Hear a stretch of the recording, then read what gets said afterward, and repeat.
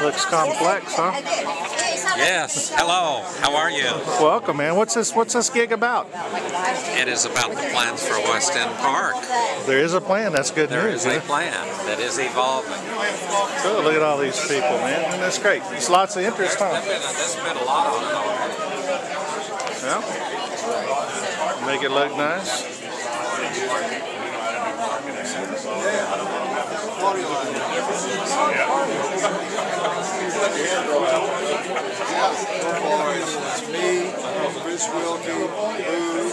I'd like to talk a little bit about the historical aspects of where we came from briefly.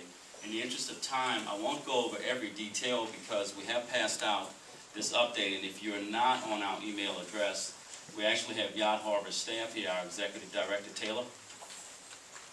Everyone see Taylor and give him your email address, and we'd be more than happy to put you on our list of publications. We send out these updates on the FEMA claims, maybe quarterly or something of that nature when there's improvements that we need to advise the stakeholders of. Historically, you may ask yourselves, well, 7 years down the road, why are we still here, where we are with the claims, and that leaves a lot of room for interpretation. Hopefully, if you're looking for some facts that will be in this document, hopefully you'll take the time to educate yourselves on that. But I'll speak briefly on that before I go into each of the individual claims.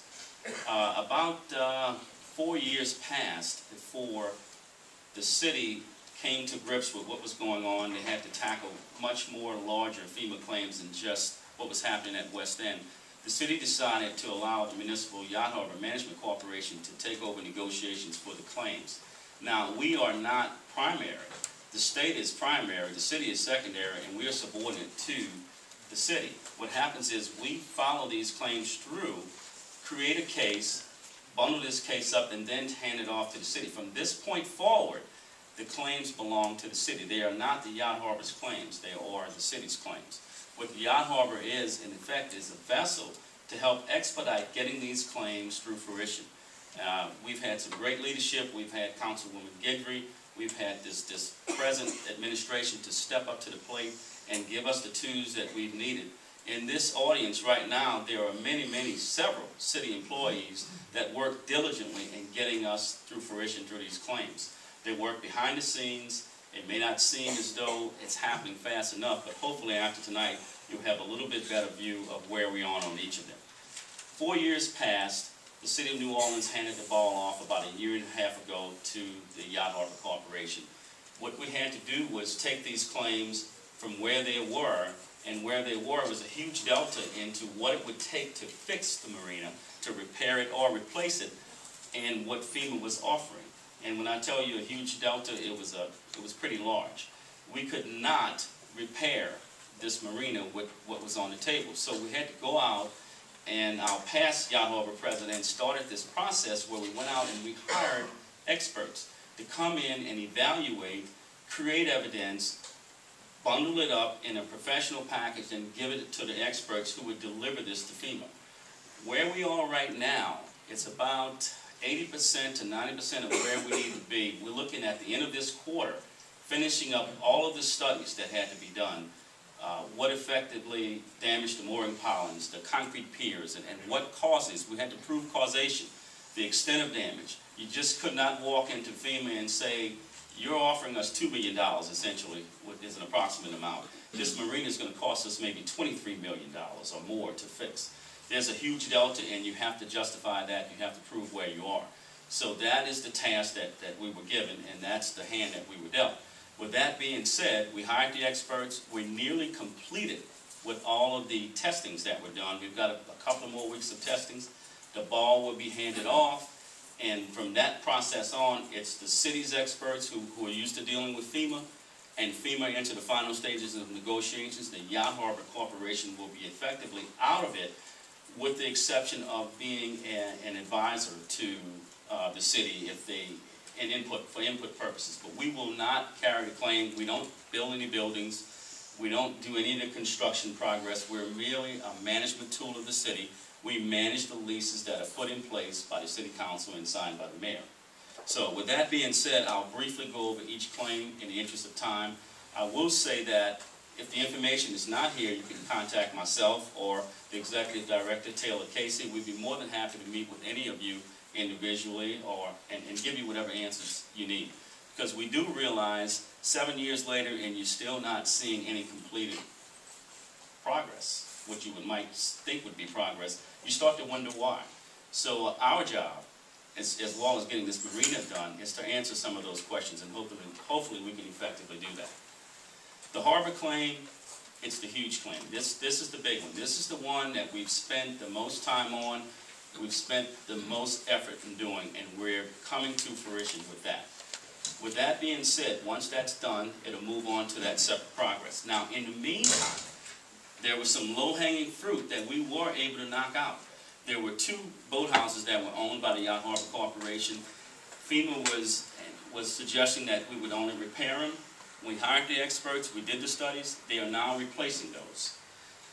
And as far as boathouses are concerned, you'll see some of them are going up a lot higher. I'll touch briefly on that. That's because of the new FEMA flood elevation levels. So in case you say, why is this boathouse so high? That's one reason why. The West End Park. There was originally no claim for West End Park. FEMA is obligated approximately $400,000 for that. The roadway claim where the embankment was damaged, that's about a $2 million claim. That's been obligated already by FEMA. The administration building, we're happy to say, should be finished right around March 1st. In case you're not aware of it, the administration staff is housed in that building now. We're finally back at West End. We finally have the complete Yacht Harbor staff in there.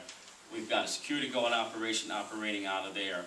The building would have been finished, but through the construction process, there was some lead paint, and if you're all aware, lead paint abatement is notoriously slow. That's been completed now. The work is continuing, so we look forward to not only the total restoration of the Yacht Harbor Administration building, but we're doing the sidewalks and some beautification improvements with the balustrade, so it should be very nice within a reasonably short period of time.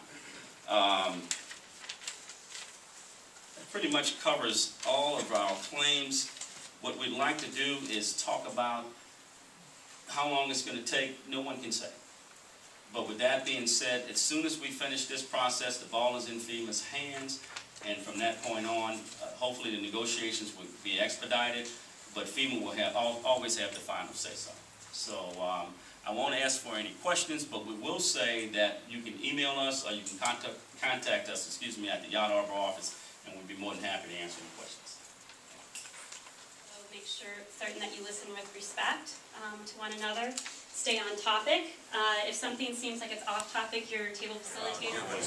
Retail and commercial, whatever. Are you talking about this? Well, either one of them, I suppose. Yeah. But is this something that's supposed to be developed by private concerns on leased property? How is that? What's the thought there? Well, first of all, I don't think anybody resolved how to do it. I think what they're focusing on now is whether it would be good to have something like that no matter who did it. The concept is that it would be privately run and privately owned, okay, on leased property. And they've supposedly done, there's a study that's been done that says that that's economically feasible. Because actually, that's always the next step in this process, is that there's a feasibility study. Because it just seems like, even right now, well, even before the storm, there wasn't that much development or anybody clamoring to make a development there. I just wonder about the feasibility. I think the only way to learn is for them to do it. They actually did, and it's published, and it's on the RTC website. There were 2 studies done. They've already done charrette, and then they did the conceptual plan, and then there was a financial feasibility study done by a fellow at UNO on this. And for example, the little hotels they had to use. Yeah, Rip, that looks to be a